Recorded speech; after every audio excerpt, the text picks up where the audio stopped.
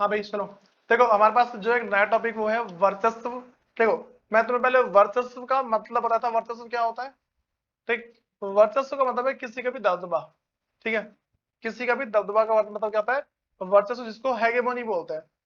ठीक है, अब सुनो, कह रहे कि हमारे पास यहाँ पे हम अगली बात करते हैं, वर्चस्व सैन्य शक्ति के अर्थ में। अगर मैं दबदबे की बात कर दूं और किस रूप में भाई, सैन्य शक्ति के रूप में बात करूं, ठीक है, तो हम इसको क्या बोलना चाहेंगे। सुनो, कह रहे कि हैगेमनी शब्द की जड़ें प्राचीन यूनान में है। ठीक, ये जो हैगेमनी भाई कहाँ से लिया गया, प्राचीन मतलब कि पुराने यूनान से लिया गया। ठीक, उसके बाद इस शब्द से किसी एक राज्य के नेतृत्व या प्रभुत्व का बोध होता है। मतलब कि देखो, इस शब्द का प्रयोग कब किया था भाई, इस शब्द का प्रयोग उस टाइम किया था जब हमें किसी भी राज्य के प्रभुत्व की बात करती है, फिर हम बात करते हैं यहाँ का लीडर कौन है। ठीक है, यहाँ पे किसका दबदबा चलता है। ठीक, अगर बोल दूं कि मैं, देखो मैं क्या बोलूंगा, यहाँ पे किसका नेतृत्व चल रहा है, यहाँ पे किसका दबदबा चल रहा है, यहाँ पे किसका वर्चस्व चल रहा है, तीनों का मतलब एक ही है। ठीक है, फिर देखो भाई यहाँ पे कह रहे हैं कि मूलतः इस शब्द का प्रयोग प्राचीन यूनान के अन्य नगर राज्य की तुलना में एथेंस की प्रबलता को इंगित करने के लिए किया जाता था। मैं देखो यहाँ पे कह रहे हैं यूनान में इस भाषा का ये जो वर्ड है ना, इसका जो इसका जो मतलब है, इसका यूज किया जाता था किसी की प्रबलता, किसी के पास कितनी ताकत है इसको दिखाने के लिए किया जाता था।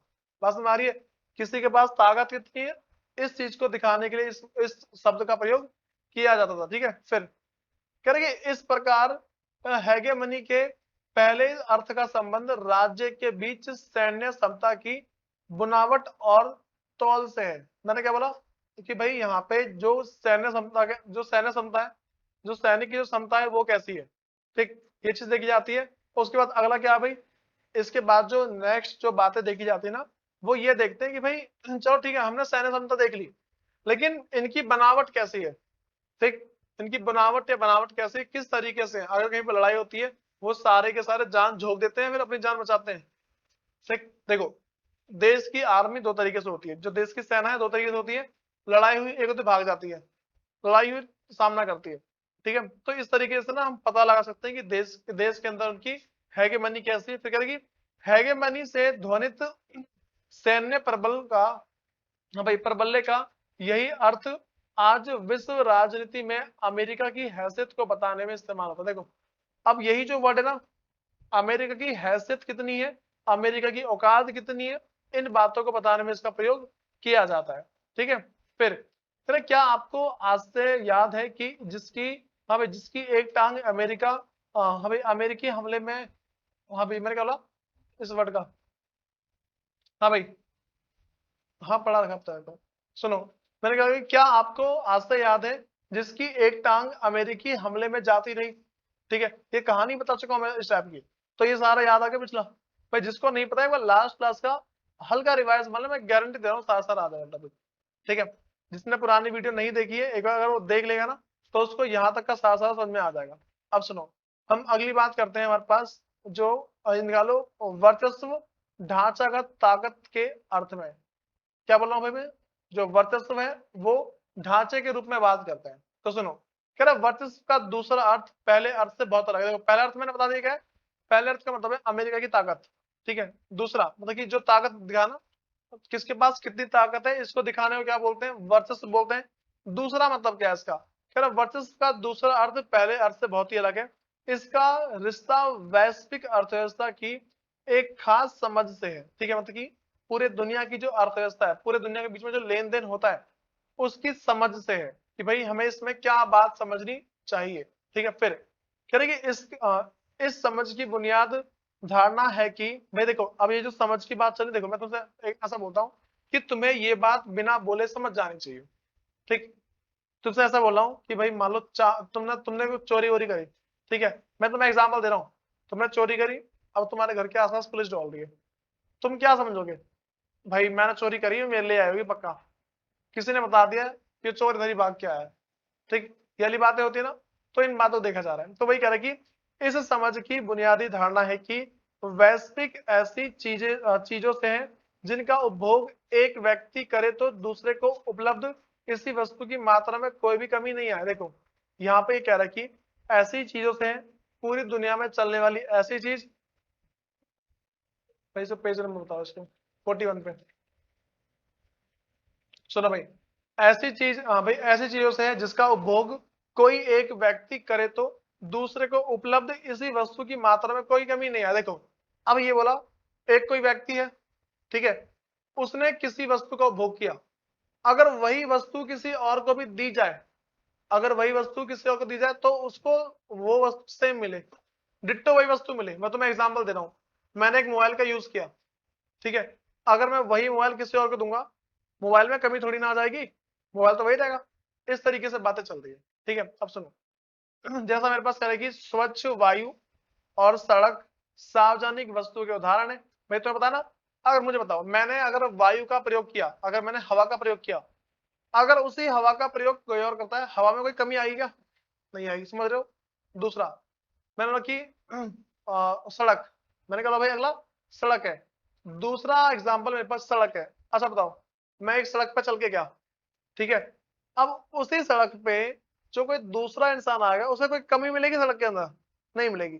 तो यही कह रहा है मेरे पास कि भाई देखो, ऊपर दोबारा लाइन पढ़ रहा हूं मैं, कह रहा है कि इस समझ की बुनियादी धारणा है कि वैश्विक ऐसी चीजों से हैं जिनका उपभोग कोई एक व्यक्ति करे तो दूसरे को उपलब्ध इसी वस्तु की मात्रा में कोई कमी नहीं आएगी। ठीक है, नहीं आए, बस में आ गई।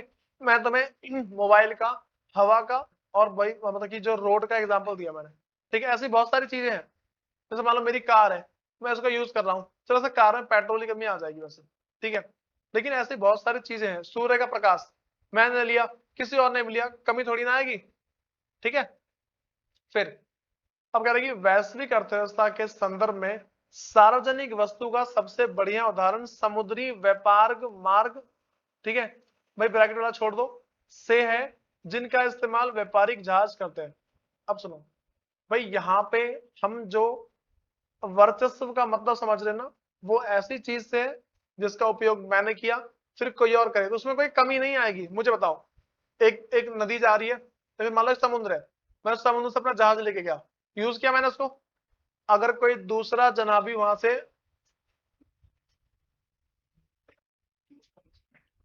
सुनो, मैंने बोला कि भाई एक पानी के ऊपर से मैं एक जहाज लेके गया, ठीक है, जहाज लेके जाने के बाद अगर कोई दूसरा जनाबी जहाज लेके जाएगा, कोई कमी तो नहीं आएगी इसमें। तो दूसरी बात ये बता रखी है, वर्चस्व का मतलब क्या, ऐसी वस्तु जिसका उपयोग कोई एक जना करे और दूसरा करे तो उसमें कोई कमी नहीं आएगी, ठीक है। हाँ भाई, इस बात को ध्यान रखना, क्या है सी लैंड ऑफ कम्युनिकेशन। भाई देखो, ये जो SLOC है ना भाई, तुम्हें इस वर्ड का मतलब पता होना चाहिए। क्या बोला मैंने? सी लैंड ऑफ कम्युनिकेशन, इसका मतलब है समुद्र के रास्ते से बात करना। क्या इसका मतलब? समुद्र के रास्ते से बात करना। देखो, जब एक देश किसी दूसरे देश में सामान लेके जाता है, ठीक, तो समुद्र के रास्ते से अगर लेके जा रहा है, क्या बोला मैंने? समुद्र के रास्ते से लेके जा रहा है, तो उसी तरीके से अगर दूसरे देश को भी देखते हैं और वो भी समुद्र के रास्ते से लेके जाएगा तो उसमें कोई कमी नहीं आएगी। यहाँ पे वर्चस्व का मतलब पता लगा? यहाँ पे वर्चस्व का मतलब है ऐसी वस्तु जिसका उपयोग मैं करूं और कोई और भी करे, उस वस्तु में कमी नहीं आएगी, ठीक है। फिर करें खुली वैश्विक अर्थव्यवस्था में, भाई खुली वैश्विक अर्थव्यवस्था का मतलब है जहां पे कोई भी आके व्यापार कर सकता है। क्या बोला मैंने? खुली वैश्विक अर्थव्यवस्था का मतलब क्या है? जहां पे कोई भी आके व्यापार कर सकता है। तो वे कह रहे खुली वैश्विक अर्थव्यवस्था में मुक्त व्यापार समुद्री मार्गों के खुलेपन के बिना संभव नहीं है, ठीक है। मैंने बोला देखो, यहाँ पे कह रहे जो खुली वैश्विक अर्थव्यवस्था में, जो खुली वैश्विक अर्थव्यवस्था है, मतलब कि कहीं भी व्यापार कर सकते हैं, इसके अंदर कह रहे मैं मुक्त व्यापार समुद्री व्यापार मार्गों के खुलेपन के बिना संभव नहीं है। अगर मैं समुद्र का प्रयोग करूं, ठीक है, मान लो अगर मुझे पूरी दुनिया में व्यापार करना ना, तो बिना समुद्र के पॉसिबल नहीं है। दूसरा, हम प्लेन से जाएंगे, भाई पता कितना खर्चा आता है प्लेन से? बहुत तगड़ा खर्चा आता है, ठीक है। प्लेन के अंदर ना इसे बोलते हैं भाई कम सामान लेके जाओ, रीजन यही होता है कम सामान का, पेट्रोल ज्यादा लगता है। पर सेकंड में 5 से 6 लीटर पेट्रोल उड़ता है पर सेकंड के अंदर, समझ में आ रही बात? प्लेन के अंदर एक सेकंड के अंदर 5 से 6 लीटर पेट्रोल यूं गायब हो जाता है। अब सोचो कितना पेट्रोल लेता है वो। फिर अब कह रहा है दबदबे वाला देश अपनी नौसेना की ताकत से समुद्री व्यापार मार्गों पर आवाजाही के नियम तय करता है। देखो मैंने बोला कि भाई ऐसा देश जिसका दबदबा चलता है, ठीक, वो समुद्र के ऊपर कौन कौन जाएगा, कौन कौन नहीं जाएगा, और जो जाएगा वो कितने रुपए देगा, इन सब चीजों के सब कुछ तय करता है वो। ठीक है, करेंगे। और अंतरराष्ट्रीय समुद्र में करेंगे आप मुझे, हाँ भाई, अबाध आवाजाही को सुनिश्चित करता है। सुनो, एक होता है कि भाई बंदित आवाजाही, जिसमें आने जाने पर रोक लगाएंगे। दूसरा है अबाध, मतलब कि भाई हमें कोई दिक्कत नहीं है, तुम आओ जाओ। ठीक है, करेंगे। दूसरे विश्व युद्ध के बाद ब्रिटेन नौसेना को कहा भाई, देखो कह रहे दूसरे विश्व युद्ध के बाद ब्रिटेन नौसेना का जोर घट गया। क्या हो भाई, जैसे ही दूसरा विश्व युद्ध हुआ तो जो ब्रिटेन जो था ना, जो ब्रिटिश सरकार थी, उसकी जो उसका जो बल था ना वो घट गया। ठीक है, जो नौसेना पानी की सेना थी ना, उसका बल घट गया, क्योंकि भाई लड़ाई वड़ाई हुई और बहुत सारे उनके जो पानी के वाले जहाज है वो नष्ट हो गए थे। फिर भाई कह रहे कि अब यह भूमिका अमेरिकी नौसेना निभाती। देखो पहले क्या था भाई, सुनो, पहले के टाइम पे ना जो भी अमेरिका थी, ठीक, पहले के टाइम पे जो अमेरिका है वो नहीं थी। उससे पहले कौन था भाई, पहले था ब्रिटेन। ठीक है, ब्रिटिश सरकार फिर जो बोलते हैं ब्रिटिश नौसेना पहले ये काम करती थी कि इस समुद्र से कौन होके जाएगा।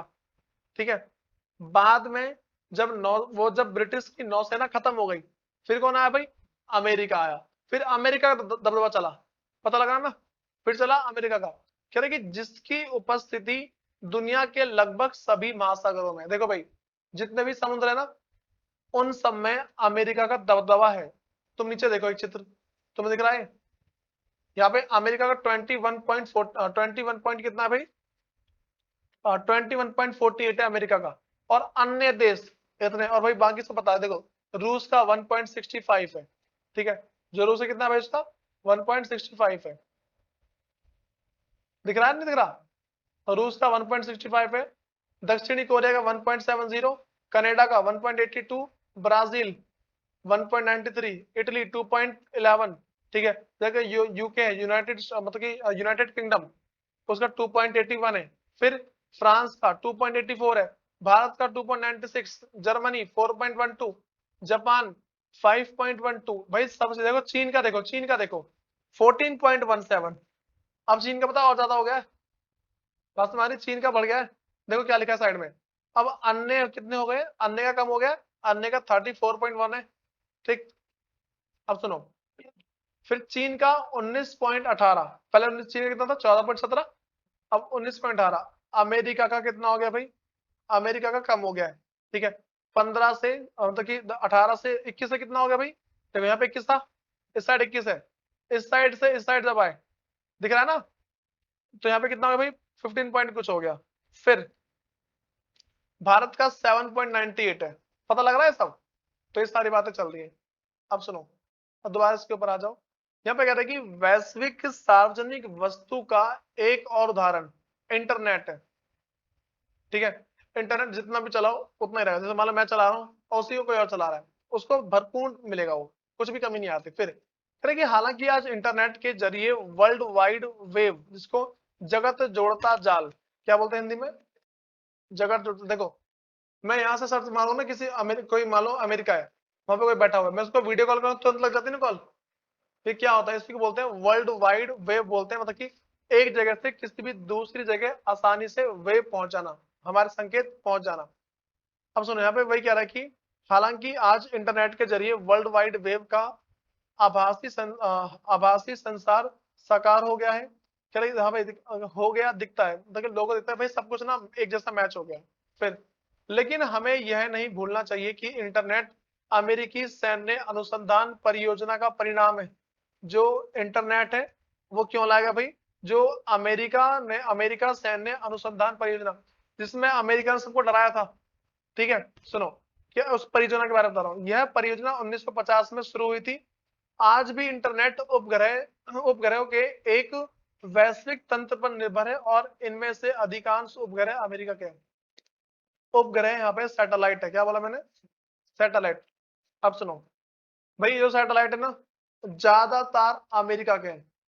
जब सुनो, ये जो अमेरिका है ना, अमेरिका इससे बहुत सारी काम कर लेता है। जैसे मान लो कि अगर कोई व्यक्ति, अमेरिका को कोई सा व्यक्ति ढूंढना है ना, मान लो तुम्हें ढूंढना है, ठीक है, और तुम्हारी फोटो उसके पास है। अगर उसने सैटेलाइट पे अपलोड कर दी, सैटेलाइट ढूंढ के बता देगा तुम दुनिया के कौन से कोने में छुपे हुए हो, ऐसा है। सैटेलाइट ढूंढ के बता देगा तुम दुनिया के कौन से कोने में छुपे हो, वहां की पूरी लोकेशन, तुम जहां जहां डोलोगे ना वो सब कुछ बता देगा इस तरीके से। लेकिन तुम्हारी शकल का डिट्टो कोई और इंसान है, वो भी ट्रेस हो जाएगा। ऐसा बोला था कि भाई एक शकल के ना 7 लोग होते हैं, ठीक है, तो सातों को पकड़ लाएंगे और सातों को कूटेंगे, तुम भी मारोगे उसी में, ठीक है। सुनो भाई, कह रहे कि हम जानते हैं कि अमेरिका दुनिया के हर हिस्से, वैश्विक अर्थव्यवस्था के हर क्षेत्र तथा प्रौद्योगिकी की, भाई इसका मतलब कि प्रौद्योगिकी का मतलब क्या है, बिजनेस वगैरह के हर इलाके में मौजूद है। अब वैश्विक पूरी दुनिया, वैश्विक अर्थव्यवस्था पूरी दुनिया की व्यवस्था, मतलब कि वो किसी भी देश की बात चल रही है, वैश्विक का मतलब पूरी पूरे दुनिया के देश, ठीक है। मैंने क्या बोला, हमें पता है जो अमेरिका ना भाई सब जगह कंट्रोल लगता है, अमेरिका को सब जगह के बारे में पता है क्या है क्या नहीं है, ठीक। यानी कि विश्व की अर्थव्यवस्था में अमेरिका की 21% की हिस्सेदारी है, पूरी दुनिया में अमेरिका 21% है। भाई नई बुक लो,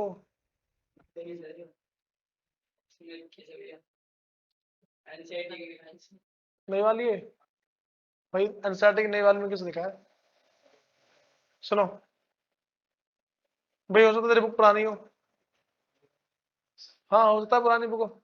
सुनो भाई, कह रहे कि यदि, सुन जाओ भाई, यदि विश्व के व्यापार में यूरोपीय संघ के अंदरूनी व्यापार को शामिल कर ले, तो विश्व के कुल व्यापार में अमेरिका की लगभग 14% हिस्सेदारी। देखो यहाँ कह रहे कि अगर विश्व के व्यापार में यूरोपीय संघ के अंदरूनी व्यापार, जो यूरोप है ना, अगर उसके अंदर के व्यापार को भी जोड़ देना, पूरी दुनिया का बिजनेस चल रहा है, मैंने क्या बोला, पूरी दुनिया का बिजनेस चल रहा है, ठीक है।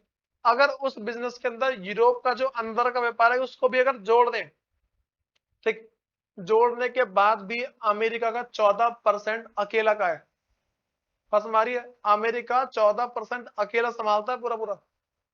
अब सोचो उसकी अर्थव्यवस्था कितनी अच्छी होगी। अभी चीन आगे चल रहा है, इस टाइम चीन आगे चल रहा है, ठीक है। हाँ भाई सुनो, अब कह रहे हैं कि विश्व की अर्थव्यवस्था का, हाँ भाई, विश्व की अर्थव्यवस्था का एक भी क्षेत्र ऐसा नहीं है जिसमें कोई अमेरिकी कंपनी अग्रणी 3 कंपनियों में से एक ना हो। देखो पूरी दुनिया उठा लो, पूरी दुनिया में हर 3 कंपनी में से एक कंपनी अमेरिका की निकलेगी, ठीक है। तुम कोई सी भी कंपनी का नाम बोलो, मैं तुम्हें दिखा दूंगा। तुम कोई सी भी कंपनी का नाम बोल दो, मैं तुम्हें बता दूंगा, हाँ भाई देखो ऐसा है। जोमेटो इंडिया में, ठीक है, और बोलो। सुनो, नॉर्मल सी बात है, तुम ना कोई सी कंपनी उठाओगे ना, तो उसमें से 3 में से एक कंपनी अमेरिका निकलती है। मैकडी उठा लो, पिज्जा, मतलब जो ये जो पिज्जा है, ठीक है, डोमिनोज, इसे उठा लो, भाई वही बातें पड़ती है। फिर कह रहे कि ध्यान रहे कि अमेरिका की आर्थिक प्रबलता उसकी ढांचागत ताकत, यानी वैश्विक अर्थव्यवस्था को एक खास शकल में ढालने की ताकत से जुड़ी हुई है। भाई सुनो, यहाँ पे कह रहे हैं कि इस बात का ध्यान रखो कि अमेरिका की जो आर्थिक प्रबलता है, आर्थिक प्रबलता का मतलब पैसों की ताकत, ठीक है। आर्थिक प्रबलता का मतलब क्या है, पैसों की ताकत, उसकी ढांचागत ताकत, ढांचागत ताकत का मतलब क्या है, वैश्विक अर्थव्यवस्था को एक खास शकल में ढालने की ताकत, ठीक है। मतलब कि पूरी दुनिया को वो एक तरीके से ढाल देगी, जिस तरीके से चाहेगी ना उस तरीके से ढाल देगी वो, ठीक, इसी के रूप में है वो। अमेरिका के पास इतना पैसा है कि अगर वो चाहे ना पूरी दुनिया की अर्थव्यवस्था बदलना, उस मुद्दे को बदल देगा। लेकिन अभी चीन चल रहा है टॉप पे, ये पुरानी बातें हैं, ठीक है। फिर सुनो, अच्छा ये बताना, उस टाइम की बातें चल रही है, पुरानी बातें काफी, उस टाइम अमेरिका था सबसे अमीर, और कोई था, वो था क्या नाम है, अरे नहीं यार, सोवियत संघ, सोवियत संघ टक्कर में था, वो तो हार गया, वो तो बर्बाद हो गया पूरा पूरा, ठीक है, तो अमेरिका तो बचा। सोच लो, उसके बाद कह रहे कि दूसरे विश्व युद्ध के बाद ब्रिटेन वुड प्रणाली कायम हुई थी। भाई अब इसके बारे में समझते हैं, ब्रिटेन वुड प्रणाली क्या है, ठीक है। कह रहा अमेरिका द्वारा कायम यह प्रणाली आज भी विश्व की अर्थव्यवस्था की बुनियादी संरचना का काम कर रही है। पूरी दुनिया में कौन सा काम किस तरीके से चलेगा, ये सारा का सारा ये देखती है, ठीक है। पूरी दुनिया में कौन सा बिजनेस कैसे चल रहा है, ये सारा नजर रखती है। इस तरह हम विश्व बैंक, पहला क्या मेरे पास, वर्ल्ड बैंक, जो पूरी दुनिया को लोन देती है या फिर उनके पैसे जमा करती है, ठीक है। अंतरराष्ट्रीय मुद्रा कोष, पूरी दुनिया के पैसे को जो जमा करके रखती है, ठीक है। उसके बाद और विश्व व्यापार संगठन, और जो विश्व व्यापार संगठन पूरी दुनिया में चलने वाला जो बिजनेस है, ठीक, इन सब का जो है ना, कह रहे कि देखो विश्व व्यापार संगठन को अमेरिकी वर्चस्व का परिणाम मान सकते हैं। जो जितनी मैंने चीजें बोली ना, ये सारे के सारे हमारे पास क्या भाई, जो अमेरिकी वर्चस्व के परिणाम है। अमेरिका का दबदबा चला था, उसने ये 3 चीज बना ली थी। क्या क्या बोला मैंने? विश्व बैंक, अंतरराष्ट्रीय मुद्रा कोष, विश्व व्यापार संगठन, ये 3 चीज, ये सारे के सारे किसके परिणाम है? अमेरिका की ताकत के, ठीक। अमेरिका चलाता है इन तीनों को, बात में आ रही है। वर्ल्ड बैंक जो है वही चलाता है। फिर उसके बाद अमेरिका की ढांचागत ताकत का एक मानक उदाहरण, जिसको हम बोलते हैं देखिए MBA, master of business, master of business administration. भाई एमबीए की फुल फॉर्म याद कर लेना, कभी कोई पूछ ले तो बहुत बड़ी बात। सुनो भाई मैं क्या बोल रहा हूँ, यहाँ सुनो। मैंने ऐसा बोला कि ये जो एमबीए जो बोलते हैं ना, कि भाई एमबीए करके लोग बिजनेस करना सीख जाते हैं, एक डिग्री है, अमेरिका की देन है ये। कोई भी इंसान है ना, वो अगर उसको देखो, ज्यादातर लोग ना एमबीए करते हैं, ग्रेजुएशन, उसके बाद क्या एमबीए करते हैं, ठीक है। एमबीए जो लोग होते हैं भाई, वो क्या है कि मान लो पहले देखो, अब चलता नहीं है, ये पहले की बात बता रहा हूँ मैं। 2010 तक इनका इतना फ्यूचर था ना भाई, अब तो लोग अपना बिजनेस शुरू कर लेते हैं। लेकिन जो लोग बिजनेस शुरू करते हैं ना, ज्यादातर एमबीए होते हैं। एमबीए करके लोगों के अंदर बिजनेस का दिमाग आ जाता है, बस तुम्हारी है। अगर कोई इंसान एमबीए कर रहा है तो उसका दिमाग ऐसा काम करता है भाई, बिजनेस चालू कर दे, वो पूरे बिजनेस को संभालना सीख जाता है, ऐसा होता है। फिर मैंने कहा कि अमेरिका की ढांचागत ताकत का एक मानक उदाहरण एमबीए की अकादमिक डिग्री है। इसको एकेडमिक डिग्री बोलते हैं, ठीक है, इंग्लिश में एकेडमिक, हिंदी में अकादमिक है। यह विशुद्ध रूप से अमेरिकी धारणा है कि व्यवसाय अपने आप में एक पेशा है। व्यवसाय एक पेशा है। देखो व्यवसाय का मतलब क्या, पेशा का मतलब है, जैसे पेशा का पता क्या मतलब, प्रोफेशन। प्रोफेशन मान लो मैं टीचर हूँ, मेरा प्रोफेशन है। कोई डांसर है, उसका प्रोफेशन है। कोई वकील है, उसका प्रोफेशन है। तो व्यवसाय अपने आप में एक पेशा है, ठीक है। करेगी जो कौशल पर निर्भर करता है। अब सुनो भाई, बिजनेस चलाने के लिए बंदे के अंदर दिमाग होना चाहिए, समझ ये बात मानते हो? बिजनेस को चलाने के लिए बंदे में दिमाग नहीं है तो कुछ नहीं कर सकता। तो वही कह रहा है कि यह विशुद्ध रूप से अमेरिकी धारणा है। अमेरिका ने बोल रखा है कि व्यवसाय अपने आप में एक पेशा है जो कौशल पर निर्भर करता है। कौशल, अंदर की ताकत, जैसे मान लो बिजनेस चलाने का दिमाग, कौशलता, एफिशिएंसी उसको बोल सकते हैं। अगर कोई इंसान बहुत ज्यादा कौशल है, वो बिजनेस को बहुत तगड़ा चलाएगा, ठीक है, और ठस बुद्धि का है, नहीं चला पाएगा। कौशल नहीं है, नहीं चला पाएगा, ठीक है। उसके बाद फिर और इस, हाँ भाई, और इस कौशल को विश्वविद्यालय में अर्जित किया जा सकता है। बात में आ रही है? यूनिवर्सिटी, दिल्ली यूनिवर्सिटी, कॉलेज वगैरह जो होते हैं ना, वो यूनिवर्सिटी के अंदर आते हैं। तो ये सारी सारी बातें हो रही है, ठीक है। फिर सुनो, कह रहा यूनिवर्सिटी ऑफ, हाँ भाई क्या ये, पेंसिल्वेनिया, ठीक है। तो मैं, हाँ भाई क्या, वार्टन, वार्टन स्कूल के नाम से विश्व का पहला बिजनेस स्कूल खुला। भाई इस थोड़ा लाइन को याद कर लेना, ठीक है। ये लाइन ना मतलब मान लो 1 मार्क्स एमसीक्यू में आ सकती है। फिर इसकी स्थापना सन 1881 में हुई, ठीक है। इसकी स्थापना कब हुई भाई? 1881। फिर एमबीए के शुरुआती पाठ्यक्रम 1900 से आरंभ हुए। भाई स्टार्टिंग के चैप्टर कब शुरू हुए? 1900 से, ठीक है। फिर अमेरिका से बाहर एमबीए के लिए पाठ्यक्रम की शुरुआत 1950 में, 1900 से 50 साल बाद शुरू हुआ है, ठीक है, ही जाकर हो सके। देखो पहले ना लोग एमबीए करने के लिए अदर कंट्री जाते थे ताकि बिजनेस चलाना सीख सके।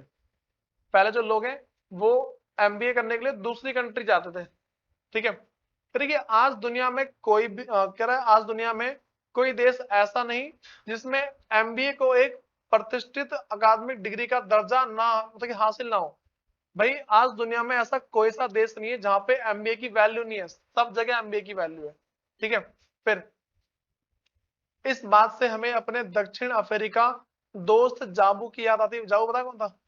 एक पैर कटा वाला, जो स्टार्टिंग में जो 3 बताए थे मैंने, याद है? वो एमबीए में जॉब कर रहा था, ठीक है।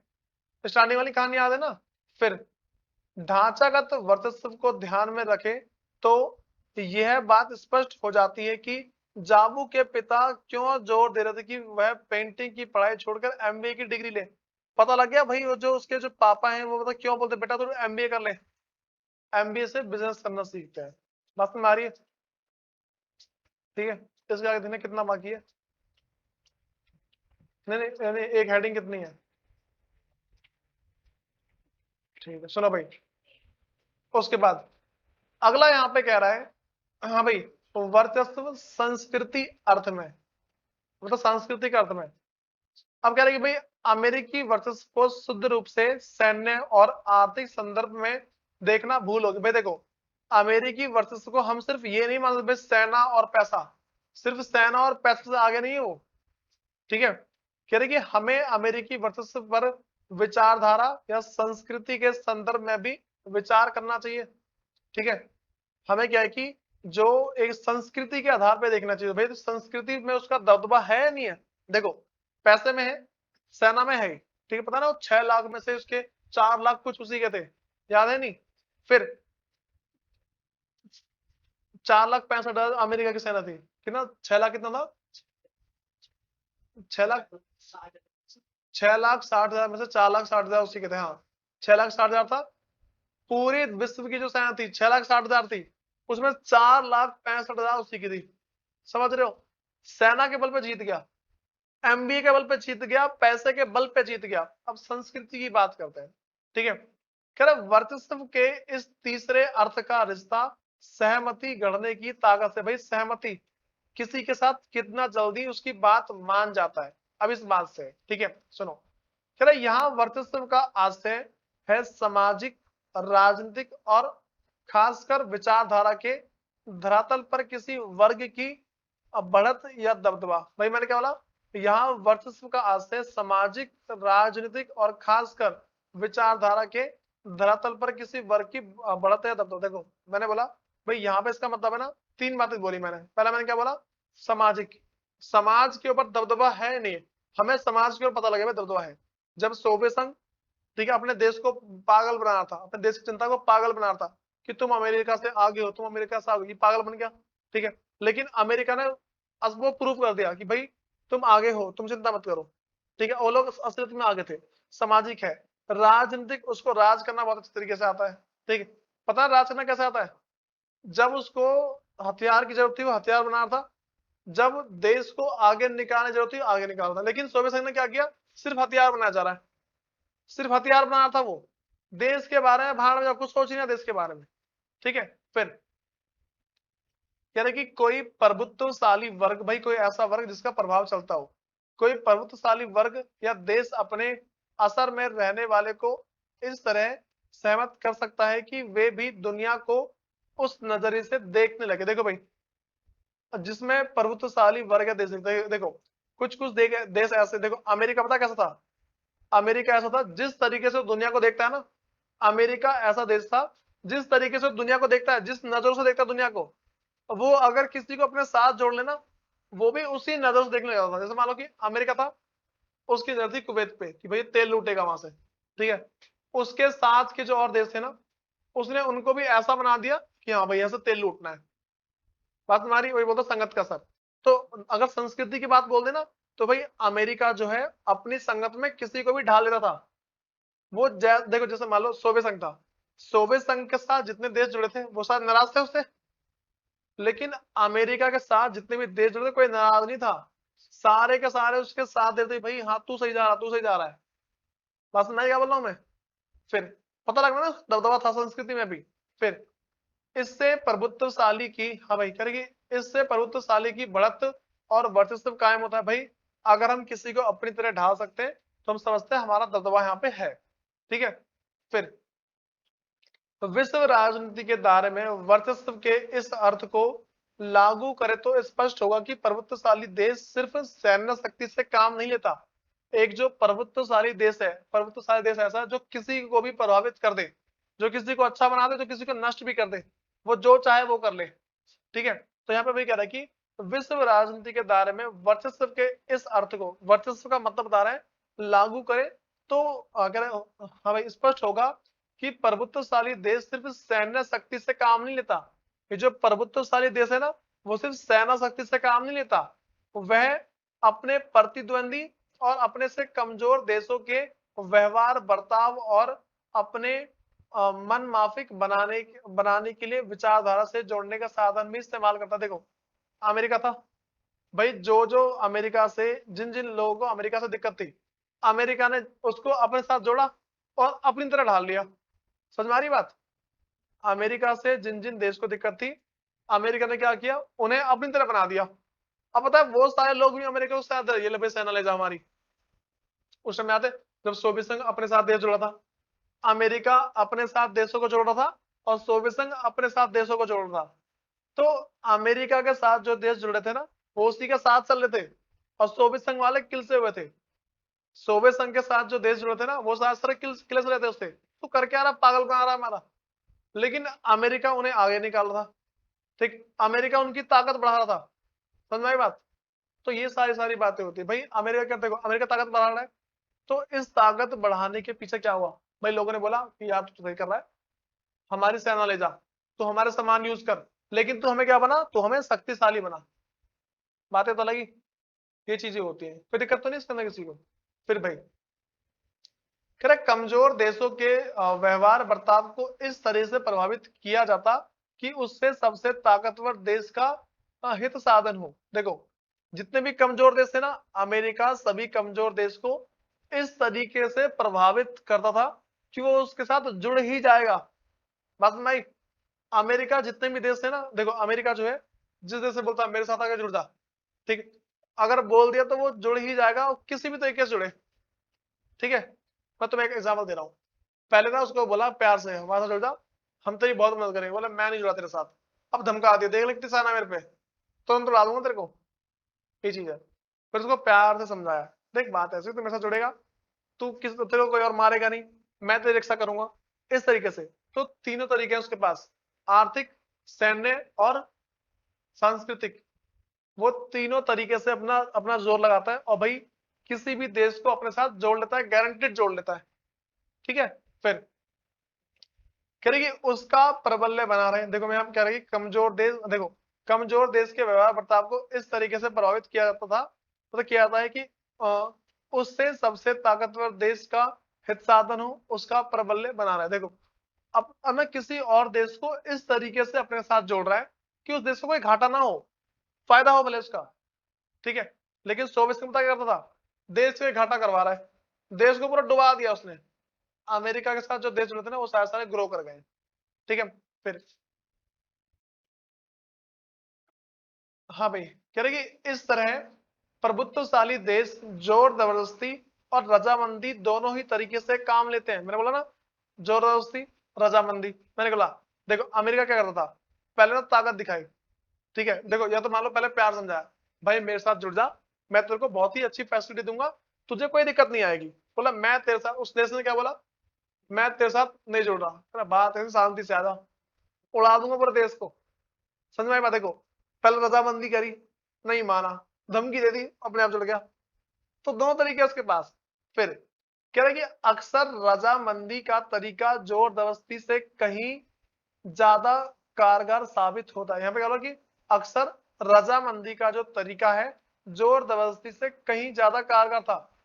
पता है अमेरिका पता क्या बोलता, बहुत ही प्यार से समझाता किसी को, किसी भी देश को अपने साथ जोड़ने के लिए बहुत प्यार से बोलता है, बात ऐसी है तुम मेरे साथ आना, उसको बहुत सारे फायदे गिनवा दिए उसके। हाँ भाई तू सही कह रहा है, तू सही कह रहा है, जुड़ गया उसके साथ।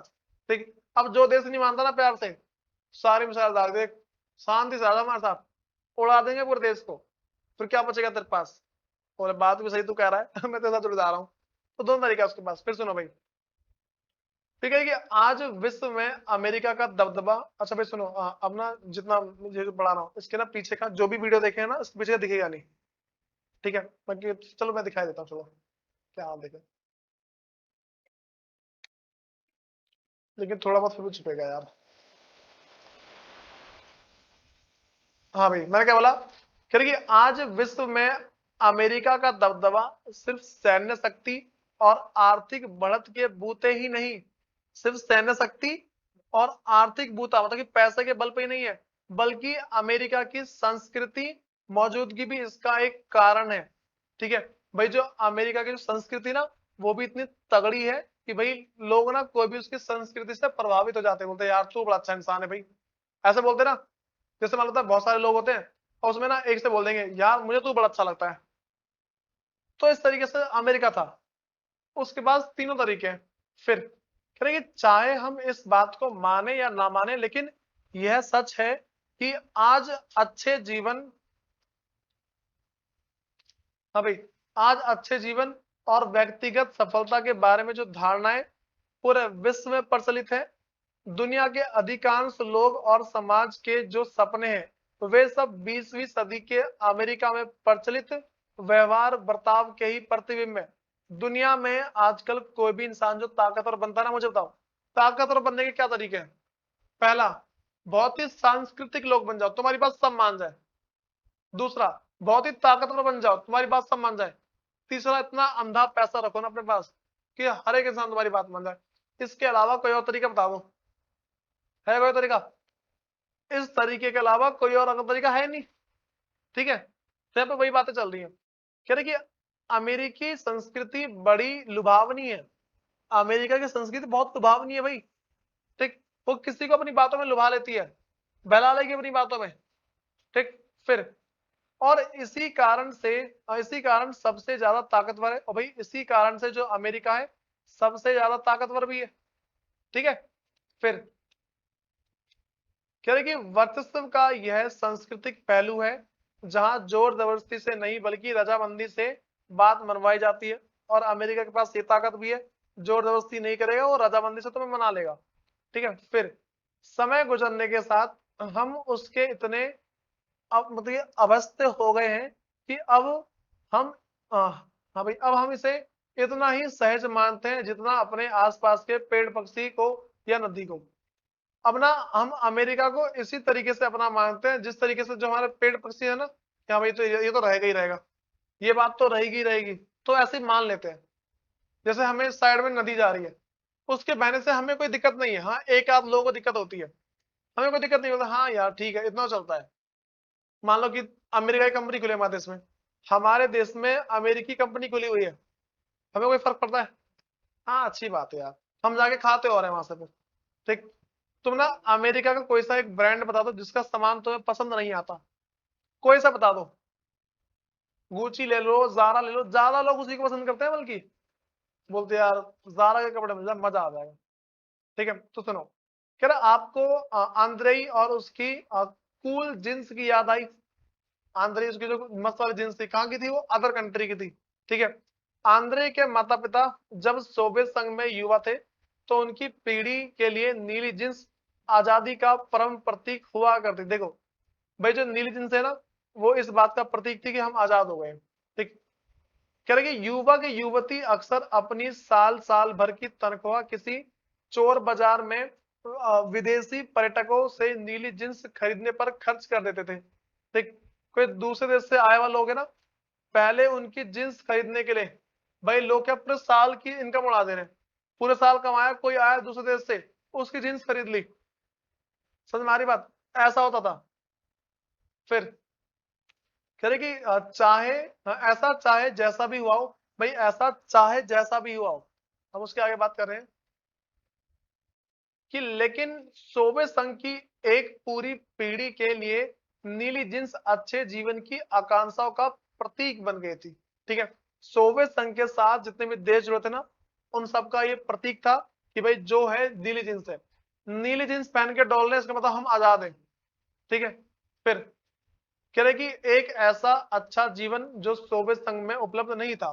ठीक, अब ना इस मतलब कि अमेरिका के अंदर एक ऐसा अच्छा जीवन माना था जो सोवियत संघ के अंदर था ही नहीं। भाई हमसे वो वाली बातें पता है ना कि जो अमेरिका है उसके अंदर जो भी जीवन था हमारा, देखो सोवियत संघ के अंदर जीवन बहुत ही बेकार था लोगों का, लेकिन अमेरिका में अच्छा था। अच्छा, तो होता है स्टार्टिंग में जीन्स वगैरह क्यों क्यों ली गई थी? स्टार्टिंग में जीन्स के पीछे रीजन था, वो जो पुराने वर्कर थे ना, उनके कपड़े फटते बहुत थे। ठीक, तो स्टार्टिंग में जीन्स उनको दी गई थी। अमेरिका के अंदर जीन्स पहले उन्हीं को दी गई थी, बस में आई, ताकि कपड़े जल्दी फटे ना। मोटा कपड़ा था जीन्स का, जल्दी फटे ना, ये चीज है। फिर उसके बाद कह रहे शीत युद्ध के दौरान, हाँ भाई, शीत युद्ध के दौरान अमेरिका को लगा कि सैन्य शक्ति के दायरे में सोवियत संघ को मात दे पाना मुश्किल है।